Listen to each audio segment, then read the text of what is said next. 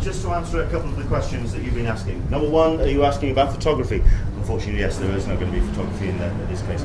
Number two, you're asking about your prints. They are going to be distributed while this session is going to be happening.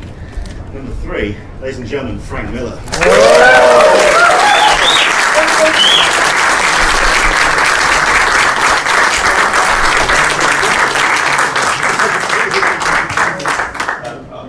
Okay, excellent stuff. Like I explained, we were going to have a microphone, but I think you can all hear us? Yeah. Yes? If you would like to use a microphone, so it's entirely up to you. Absolutely. And my name's Leonard. I am, like I say, I'm the panel host for the Comics Village here at MCM from 2018 moving forward. It's an honour and a privilege to talk to you today. It is all about you guys. At the end of the day, you've paid for the privilege to talk to Frank and to ask your questions to him. I am going to put a question to kind of get things going because I was very curious to find out about how the. This is where I'm now fanboying out, and my mind has gone completely blank. This is so annoying. Okay, it's about the body of work that you've done over the years, and at the end of the day, you are still creating some great work in 2018. I'm a fan of DK3. I've also read issue 1 of Xerxes, and a fan of what you're doing today. Thank you. But at the end of the day, you have this immense body of work, and they are known as Frank Miller's Runner. They're known as Frank Miller's 300. They are known as Frank Miller's The Dark Knight Returns. Known as Frank Miller's Daredevil. Are you intimidated by Frank Miller in 2018? That kid? That kid. No.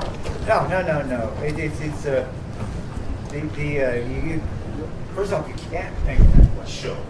But beyond that, to me, work is an exploration. And I don't look back at my work for a while. I don't flip through old comic books that I've worked on in the same way I tend not to spend forever looking at myself in the mirror. It's a little, unsettling to think about doing that. But to me, there's so many stories to tell. And there's so many ways to tell stories. There's so many journeys to take. That would be like saying, "Excuse me, sir, I believe you've done a lot of travel. You've been to Australia, you've been to Mexico, I think you've been to China. I guess you don't want to travel." It makes sense. It makes sense, but obviously there is that the body of work. But I think that's what I wanted to try and find out, especially when you see how do you see the evolution? I'm asking two questions now. That evolution between the gentleman that was writing those books back then and where you are now. I mean, how do you see that evolution of your work? How capable do you think you are of repeating that question verbatim? Not very. Then how do you expect me to even remember it? True. An answer. I tried. I really did. What was he asking me? We don't know. I've got a question. Fair enough. We'll open it up. Okay, fair enough. Listen, I can only really try. Sorry, I'm in a mood. Yeah, I'm glad that's on. Yeah. We'll go around the questions by all means. Ask your questions. So obviously you've had 30 years now, almost, of work within Hollywood and continuing. What's like the most interesting thing you've learned from that experience working within showbiz? Oh, the movie stuff. Yeah. That whether you're working in comic books or movies or writing something that doesn't even have pictures in it, the story itself is everything. That is what compels someone to keep turning the pages. And then the big question is, what is a story? And people do have very glib answers to that. But I think the story is more than anything a journey. And that's why the most important thing coming in is that you have to care about who's on that journey. And so the character comes before everything else. And the story usually is a journey the character goes through, and through that journey, either you or the character discovers who the character is. And the character becomes defined and redefined and formed by the conflicts that he has in the course of his journey. And this applies to everything from the oldest to the newest stories.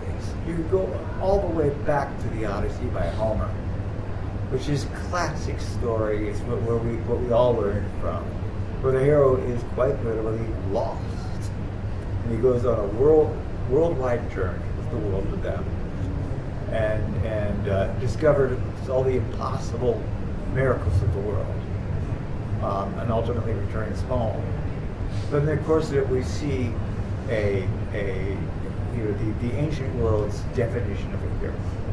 He overcame impossible supernatural obstacle. But you can also think of the more modern detective story, which is usually about someone solving a murder, say, and that too is you journey through his or her world. You learn about it, and it teaches you things about him, and if it's done properly, he is shaped by that world. He's a product of it, and he's also shaped and changed by it. Do you enjoy the collaborative nature of film? Yes. Yeah. Yes. It's part of its magic. Yeah. It's a job that's too big for a small number of people. I mean, it can be done. Yeah. But the scope of the films I've worked on are not the kind of thing a small group of people can do.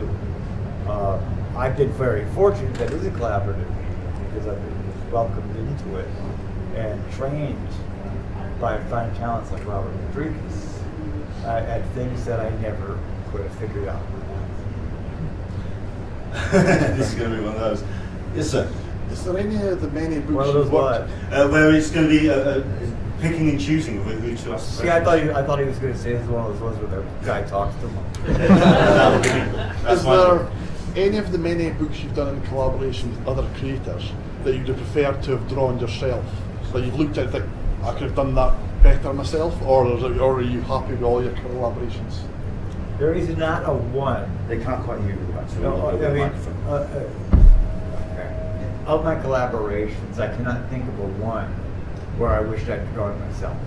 The collaborating with other artists on projects is a delightful dance. Sometimes you really do get sick of dancing on myself, and it feels kind of foolish. And you get sick in the mirror, and you realize that you really need to get in better shape. It's much as I adore doing, say, Sin City and having every inch of the page done by me, it's just magic to then turn around and work with someone like John Romita Jr. and start getting this flood of vivid, powerful imagery back that I can then lay my final words in on and really dance across this tapestry. We'll move back through the room. Yes, sir. Hi.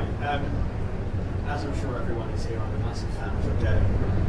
And I know a bit about how you asked if you could use the Kingpin as your villain, but what was it about the Kingpin that attracted you to him and made you want to make him this big central figure in Matt's life? Well, when I was a kid, I remembered in Spider-Man when the Kingpin showed up. And I said, oh, okay, this is gonna be my kind of story from now on. That this is gonna be about crime in New York and all of that. And I always thought the character was really cool. And as I was working on, but then across time, the Kingpin became like Fat Man. He became so. I mean, even like said that all of my stomach was made out of muscle, which is just biologically impossible. But so he just became one more come at me villain. So when I was working on Daredevil, I sneaked in the back room and stole him, and plunked him into Daredevil and turned him into, basically made the kind of character I thought was always intended. A genuine threat. Yes, sir. I'm trying to use the likes of 300 and Xerxes, and is that an era you would come to? Is it an era that you would like to return to? He was asking about what inspired me to dive into material 300 and Xerxes, and asking if it was a period of time I'd want to return to. Well, to answer the second question first, as far as a period to return to, I'd say fictionally, yes. In terms of reality, I don't think I'm young enough or in good enough shape. What attracted me first really was I was very young.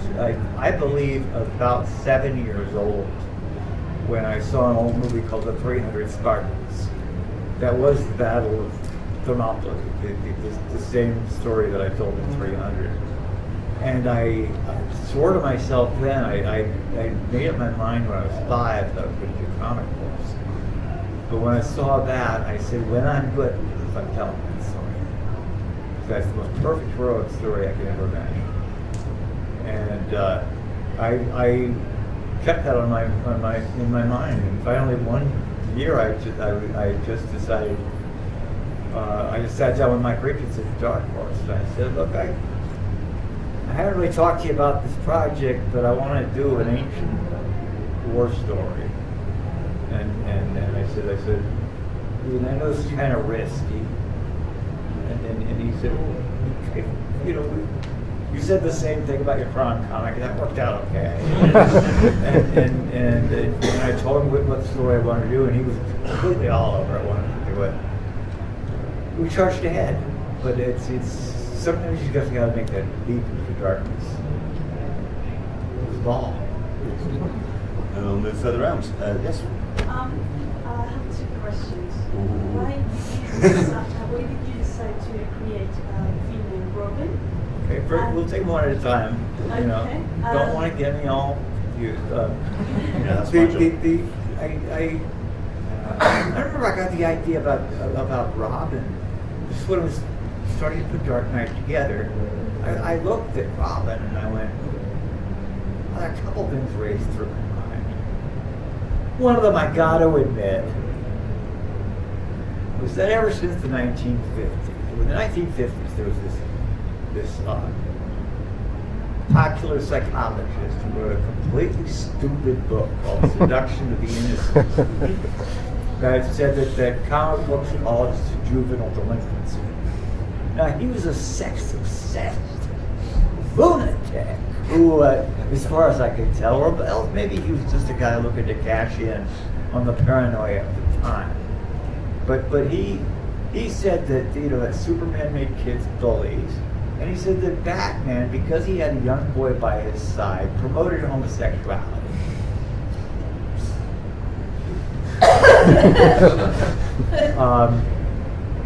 Someone tells me that maybe he should have seen a shrink.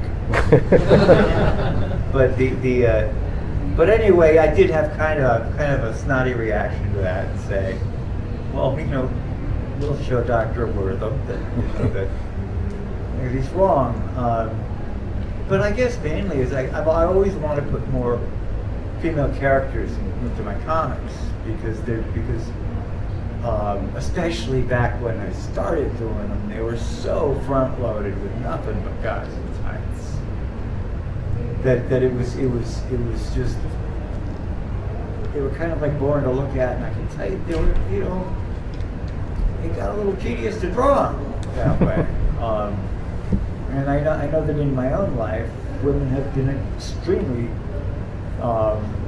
powerful force throughout. Believe it or not, I actually came out of one. But you know, throughout my life, women have been extremely powerful, and it just with you know, in Daredevil, I you know made the antagonist and love interest Elektra, and when I came to Batman, I thought the protege. The way to make the character Robin interesting would be not yet another jet black-haired young boy, but someone first off a girl, and second someone who actually wanted the job. And honestly, when they brought along Batman #2 and Batman #3, I started going.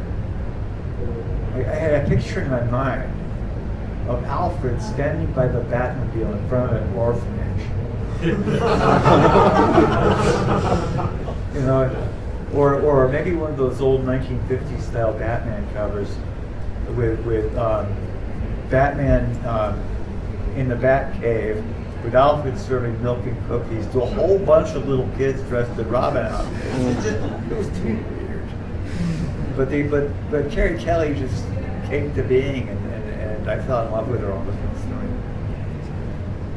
Yeah, we are going to move on to the question. Yes, sir. Huge fan of Miller. It's going to sound very sycophantic, but you said about your love with sort of, you know, basically having Ulysses as Batman and Superman is sort of, you know, sorry, I've got a bit of mind blank there. He's a power. Yeah, obviously, with like the Odyssey side of it. What made you decide to have Batman as an older, you know, rather than in the prime of his life? You sort of regenerate a whole new with Old Man Logan and all this come from that. Where did you get the idea to set him not as a perfect example and sort of old and, you know, sort of worn out a bit? Okay, I can give you various answers to that. You know, I'll just stick to the true ones so I don't go on forever. But I wanted an excuse to essentially start him over and to throw away the stuff that had just accumulated over the years and turn it into what felt like a part of a product line. And I knew I wanted to do something that was much tougher. But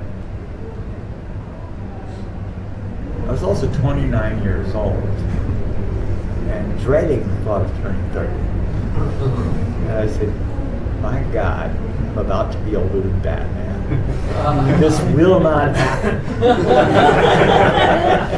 And so I made him an impossibly old age of 50. Wouldn't that then, because you say you wanted to take him back to some kind of status quo, or re-energize him, is that the reason why you put him into the pit in Dark Knight 3? To really take him back to an idealized state? That's well, I think a lot of what Dark Knight 3 is about is playing with the mythology and seeing where it can go and all of that. But certainly in Dark Knight 3, the subject of youth and renewal has been huge. Sure. We Brian and I talked from the very beginning about the role of the younger characters in it being of preeminent importance.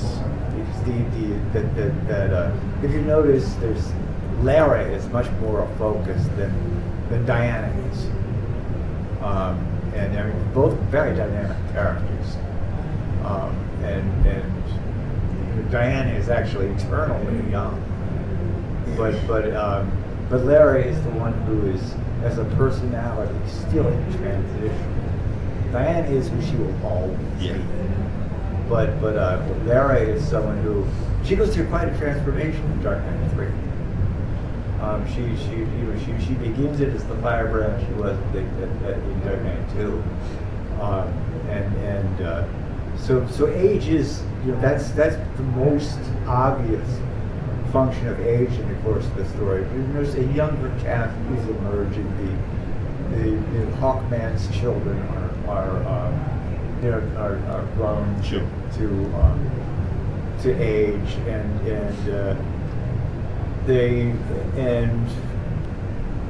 because of yet another super child along the way, Lara has a kid brother where she's taking on, all of a sudden she's taking on the mentoring role. So everyone's changing. Everyone is changing roles a lot. The thrust of it, as Brian and I talked about, was I remember saying to him at one point, I said that we should set it up so next time around the cast is younger than the first one. Okay. I love the character of Lara in that book. It's just an amazing piece of work. Yes, sir. Frank also, your design sense is amazing, and when you look at costume design, starting from say Electra, I find it very fascinating. So parking the character of Electra to one side, what was the inspiration for everything from earrings to costume? Because I'm thinking around those years, were you ever considering working in fashion design? Oh, I don't think you want me in fashion.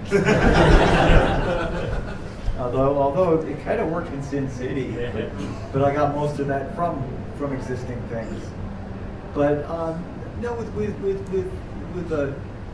with Electra, for instance, it's a whole bunch of different sources where it worked.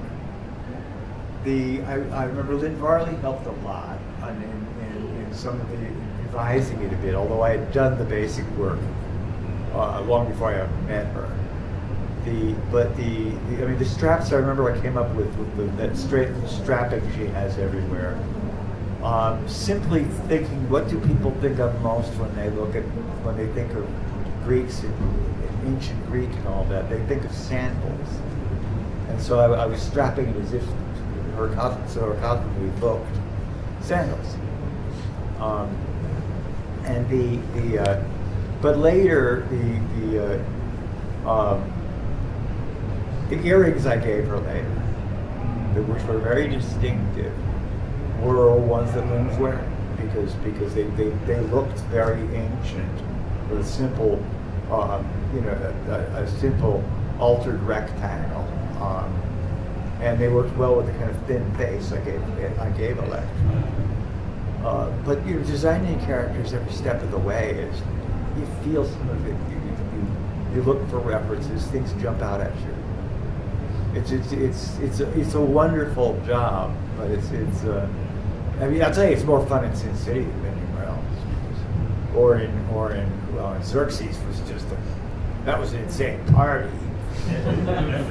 that was a sort of like I don't know, some sort of fever dream of body piercing. As we go a little bit further back, obviously, if you can enunciate to the back row, please. So we'll go to this gentleman here. I just wanted to have his Perseus. Sorry? He has blood Perseus. That's okay. My cat, Mr. Yes. You got that? Yeah, I got it. I didn't quite hear it, sorry. Perseus is in a very bad mood. Most cats I are. asked Brian Azzarello, I said, what would you ask Frank? That's what came up Perseus with. right now Yeah. is staring at the wall. Wondering where the person who feeds him is. No, the person who feeds him is there. Oh, okay, fair enough. No. He hasn't asked about me once. But there's a little girl who visits him, named Madeline. And he's wondering where the hell she is. Another question down here. Go for it, sir. I was just wondering if you ever miss characters who haven't worked on for years. Do you miss working on Daredevil, for instance? He's asking whether I miss working on old characters that I've worked on before, like he mentioned Daredevil in particular. I miss some of them. I don't particularly miss Daredevil. I really feel like I had my run with Daredevil, and other people are having a ball with it, and it's like God bless them, I wish they'd leave Elektra dead. She's been through quite enough, thank you. But it's in the other ones. Well, the ones that I did create, I just don't want to watch what happens. Like with Elektra, again, it's you just can't trust the young girl anymore. But when it comes to the other stuff, it's But what I'm saying is, what you're asking about revisiting them, I want to go back and see a lot of them. Batman is one that I can come back and see again. There's so much more that can be done with it. And is that you announcing Dark Knight 4? I'm not announcing Dark Knight 4. It's not my job. Yes, sir, your question. Thank you. First, thank you. Through following your work, I discovered things like Lone Wolf and Cub, Mickey Spillane, and things of film noir. That really got me into that. So thank you. My question is, your art is very recognisable. So at what point, what comic did it click and you realise, I am Frank Miller, this is me? I just was trying to solve the problems in front of me as best I could. Which comic or which moment did you find? I know that you're asking for my moment of epiphany. Yeah. It's something that I felt several times through my career. As I felt, boy, I think I finally got the hang of this. And then I go and screw up, and I have to go through the whole process again. Or I discover something new and go, oh wow, I got to go this way for a while. With Daredevil, I was looking at everything. I was looking at, obviously, most of the comics, and I was studying anatomy by Gil Kane, and of course storytelling by Will Eisner, and lighting by Will Eisner, and dialogue by Will Eisner, and plotting by Will Eisner, and how to draw women by Will Eisner, and how to draw drapery by Will Eisner. Did I mention Will Eisner?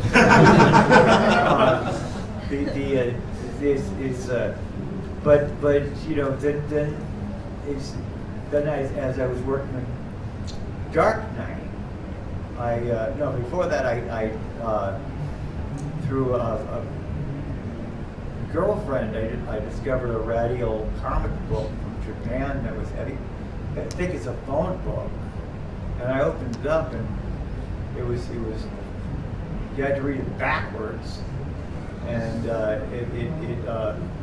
it was like, really thick with thin pages, so it had tons and tons of story. And it was Lone Wolf and Cub. And as soon as I saw it, I realized I was going to change my way of drawing. And that was the way that I wanted to try to ink at the time. So that was a fun. Then on to Dark Knight, it keeps going. A creative life has got to be a mix of a journey and a roller coaster. Let's move further into the middle. Let's go to yourself, sir. We are going to move further back. Okay. Well, Frank, it's a great honor to meet you in person because Thank you. All the way from Hong Kong. Oh, wow. I'm interested in drawing, so it's a simple question. Maybe someone has asked you before. So, what's the general advice you would give to someone who wants to draw comics part-time? You was asking about what advice I had for someone who wanted to draw comics. Just like drawing comics advice. Yeah,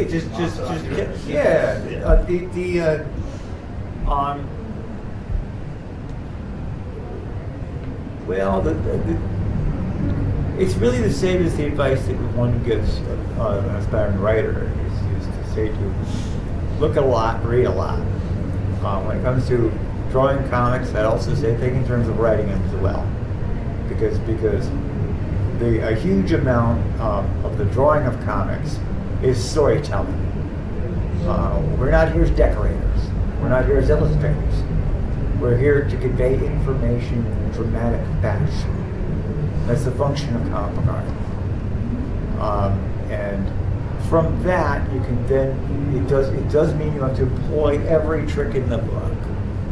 learn about illustration, learn about drawing, and learn the tools.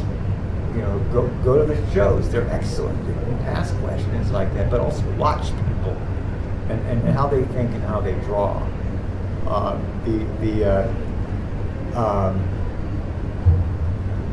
And I mean, the Kubert Schools in New York is an astonishing resource, and it won't be the only one. These things are top of all there's that. People can get stuck on tools, for instance. That argument's out the window now. Don't get too hung up on what tools there are to work with, because you can go digital if you want, and you can bring the tools in later. It's your mind that has to learn what to do. But the main thing is leave yourself open to everything that is coming for, and seek it out, and don't try really hard not to be trapped in the thing that came out last month that excited you, because that is a product or a byproduct of work that's been going on for a long time. I quite liked John Romita's comment earlier on today as well. There's many live draw sessions as you can get in as well. Absolutely, for form. absolutely. Yeah, I should have addressed that. Yeah. A little bit further back, we'll start here and then we'll move forward, because I want to get someone from the back. Yeah, by the way, before we drop that question, it's already gone on for so long. I know. But I remember when I first showed Neil Adams the first job, which, by the way, he had gotten me. But when I first showed him, no, it was before that. When I was first showing my samples, he just said to me, he said, an artist isn't somebody who does stuff to make people happy. An artist is somebody who knows how things work. He doesn't just know how they look. He knows what a chair is there for, and why it can hold a body. And so you have to have a working knowledge of things to really draw them properly. Your question, sir? So, Dark Knight Returns, along with Watchmen, famously ushered in the dark age of superheroes, and everything became great. Sorry. No, this feeds into my question. The ending of Dark Knight 3 very much felt like a way of a celebration of superheroes, with the re-emergence of the Justice League, spoilers, at the end of the story, like the Justice League sort of came back together and that. It very much feels like a way of reclaiming that superheroes are a celebration. And in an older interview, you famously said that your stuff is very jolly. So do you think something got lost in translation when Dark Knight Returns came out? This is what prompted the creation of the Master Race and the depiction of the Justice League and that stuff. Are superheroes more positive today than they would have been back then? Do you think the Dark Returns, people took the wrong message from it? That was one of my questions. There you go, that's a question just like mine. You just kept on going. I think was the aim of the end of Dark Knight 3 to make comic book heroes more optimistic, more... Was that the driving force of that book? What was the last moment in the first Dark Knight? Sorry? What was the very last moment in Dark Knight 1? The return of Batman. What did he say? This will be a good one. It began with this will be a good death. It ends with this will be a good life. It's very affirming. It's just that he has to go through hell to come to that point. But the tone of that book did change the industry and made everyone kind of go into... I don't think they took the mess... I think... Is this what I'm trying to... Yeah. That they missed that final sentence in the industry. They forgot to read the final two.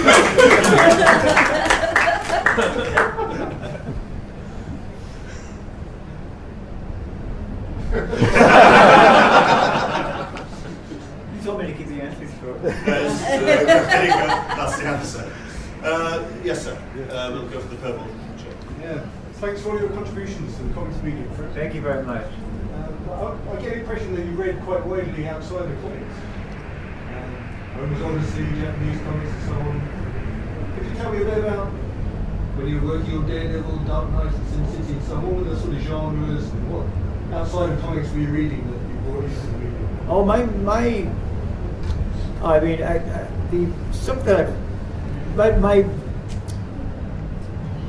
reading is you know, extensive but peculiar. I mean, I've read an awful lot of crime fiction, an awful lot of ancient history, and you know, this, that, and the other thing. But their whole genre and periods of literature that I've ignored completely. I'm pretty eclectic. I kind of follow my nose. What was the second? There was kind of a second piece to your question. No, I think that was. Okay. Yes, sir. Yeah, big fan, Frank. Thank you for coming this weekend. You talked about working with creators in the past, like Brian and John Romita, and how much you like that. Is there any creators nowadays that you haven't worked with as of yet that you would like to in the future? Oh yeah, there are a ton of them. I mean, I'm always struck by the work of Lee Weeks. See, now I'm going to feel bad that I didn't mention about 18 people who work on that door. Sorry. But I'm on one project with a really young artist, Rafael Grampa. Yes.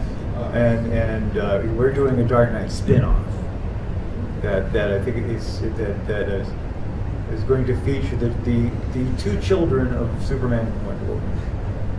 And an adventure it's going to be called The Golden Child. And it's I'm working with Romita now. But you know, there are only so many hours a day, and I do draw most of my own stuff, so that's all I can really do right now. We'll come this way. Yes, sir. So, one thanks for coming to the UK. Great to see you. In April of this year, you talked for The Guardian, and one of the quotes that stood out to me was, you said, "The stuff that I create and I make represents the stuff I'm going through." Dark Returns, Holy Terror, and those kind of things. With the projects coming up now, my question is, what stuff are you going through now? It's a big question. What are you going through? What do you feel is going through in your life now that is represented in the books that you're writing now? Just wait and see on that one.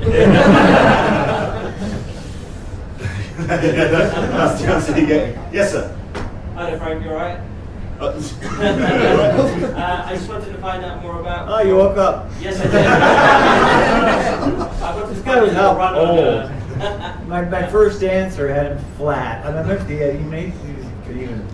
No, if he fell asleep through my question. Oh, he got a phone call. He's still on the line. No, let's do it. I wanted to find out your run on Wolverine. How was that? Working with Chris as well. It's over. Yeah.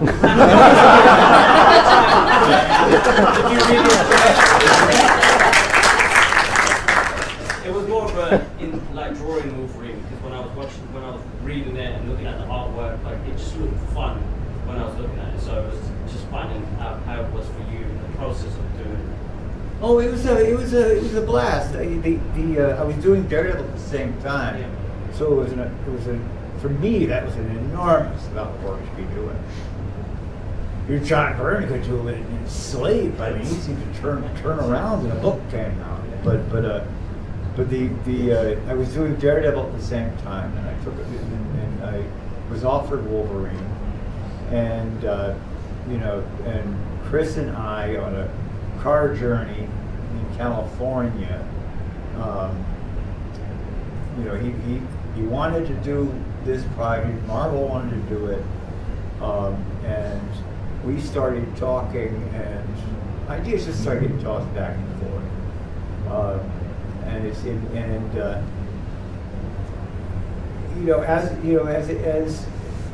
We would have conversations. This is the way things worked at Marvel. So you'd have conversations, and the writer would then type up a few pages as a scenario that the artist would visually break down before the writer would then add all the words.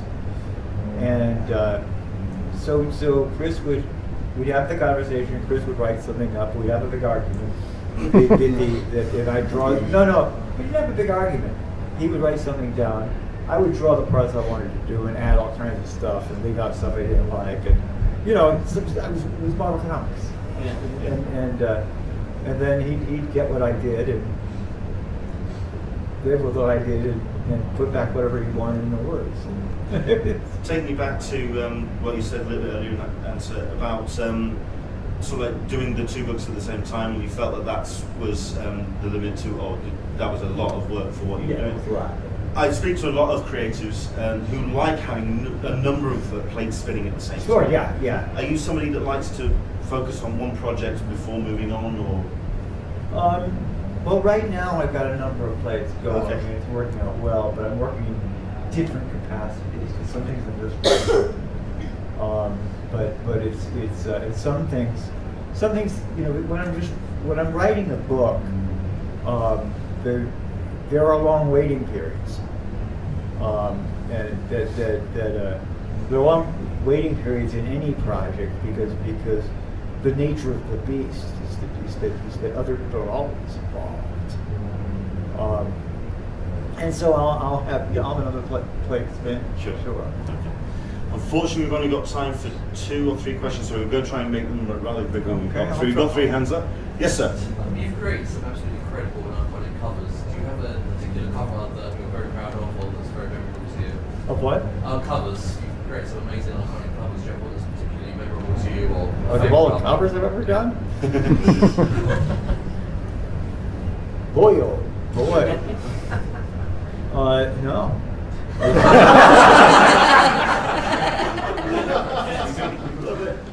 Yes, sir. Yeah. When you write, Frank, does an idea tend to come quite quickly with the big picture, or do you like to just sit there and toy with an idea for a long time and develop it and then work on it? Or does the whole thing come quite fast to you? You mean, does an angel sit on my shoulder?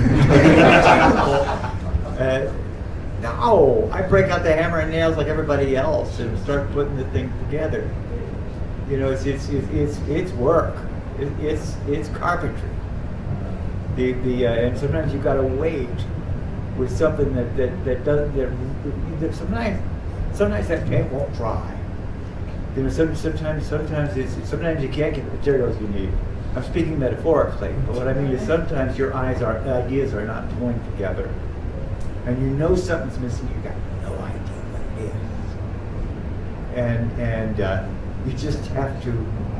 You can either pound your head against your desk, or my favorite thing is to go take a long walk.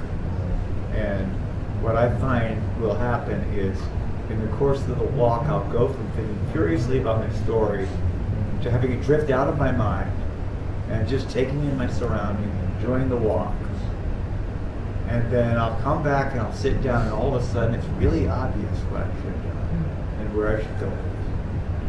Because during that time when I thought I wasn't thinking about it, deep in my brain I was working like crazy, but I was relaxed enough to actually get some results.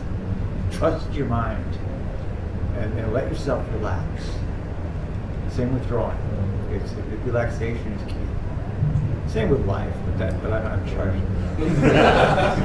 Down here at the front, sir. Your question, please. Okay, so you've obviously been able to work with some really incredible characters from Batman, Daredevil, obviously historical characters, well, the 300. Is there any characters you haven't been able to work with yet that you wish to God you had been able to get your hands on to play with?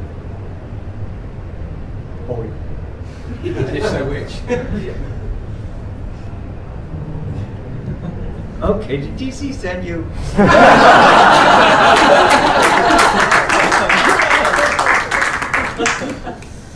I'm diving into Superman with utter joy at both feet. It's right now that's of the big company characters. That's the one. But Dan DiDio was at the studio, and he was saying.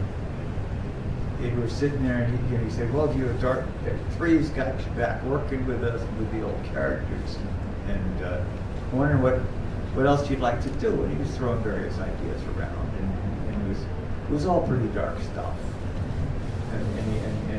No, but he's a great guy. He's always full of energy.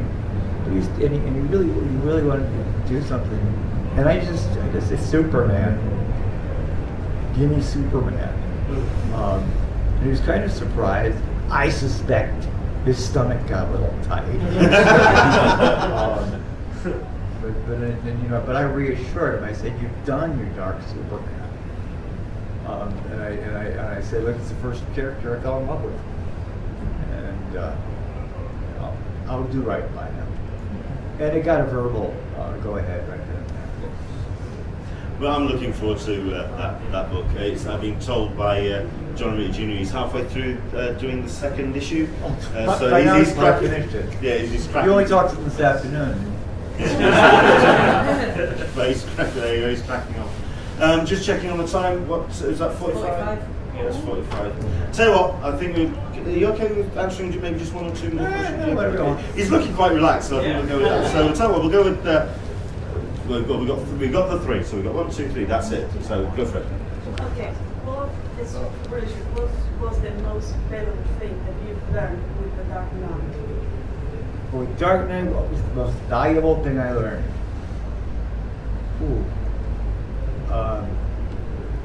I say the most valuable thing I learned with Dark Knight was that never forget that your hero is a hero. Dress him up any way you want to, and push him to the edge. But ultimately, the hero has to do the right thing, or he stops being a hero. And I know just because of what I went through, it never reached the audience. The biggest decisions certainly didn't reach the editor. They happened in my own gut. But when I was pondering something because I knew it would have just a smashing sensational effect, and I stopped myself because my guts just said, "This isn't him. He wouldn't do it." And so my own conviction is that you're telling a heroic story. That's the only kind I tell. You're telling a heroic story. The hero's got to stay true to school. In that sense, he's got to remain.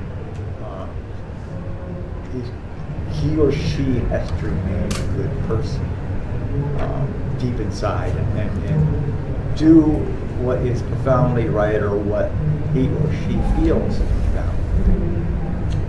It's going to be quick questions then, so go for it. Just quick ones. Can you name some of your favourite film noirs or crime fiction books that we should pick up and have a watch or read? Well, I would say check out James M. Cain in particular. In terms of the 1950s, hard-boiled fiction. The classic giants, Dashiell Hammett, Raymond Chandler, Irresistible. But the ones that are lesser known are ones like Charles Willeford, James M. Cain, and once you get started, you're gonna find them because they're the Black Lizard books is an imprint that specializes in them and trusts their editors' sensitivities. They will not lead you wrong. Thank you. Right, and it was the last one, so good question. Go for it, sir. Many people have opinions, but since you've worked with several heroes, several villains, who do you think is the greatest villain and the greatest hero? In comics. Yeah, we'll go with comics. In the industry? We'll go with if you want to start getting religious, I'm out of here. But in comics, the greatest villains and greatest heroes.